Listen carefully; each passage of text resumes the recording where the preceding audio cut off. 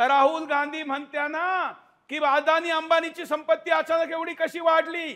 राहुल गांधी सांगा की वक्फ बोर्डाची संपत्ती अचानक एवढी कशी वाढली? रेल्वे नंतर भारत सरकार नंतर दुसरा सगळ्यात मोठी लँड बँक जर कोणाकडे आहे तर ती वक्फ बोर्डाकडे आहे. रेल्वे, लष्कर ह्या सगळ्यांना एकत्र केल्यानंतरही त्याच्यापेक्षा जास्त लँड बँक यांच्याकडे आहे, म्हणजे जमीन यांच्याकडे आहे.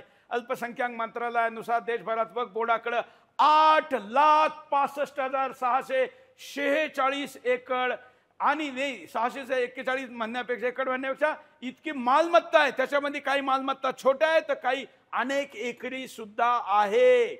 यामध्ये आपल्याला 80,000हून अधिक मालमत्ता केवळ बंगालमध्ये आहे, म्हणजे 10% मालमत्ता या नुसत्या बंगालमध्ये आहे. वक्फकडे यानंतर वक्फ बोर्डाच्या पंजाबमध्ये 70,000 मालमत्ता आहे, तमिळनाडूमध्ये 65,000 आहे, कर्नाटकमध्ये 61,000 आहे. बस फक्त तुम्हाला मी एक माहिती देतो का कोणाला 10 करोड रुपये सरकारने दिले. या संस्थेच्या देशातील इतर राज्यांमध्येही मोठ्या प्रमाणात मालमत्ता आहे, हे वेगळं सांगायची गरज नाही.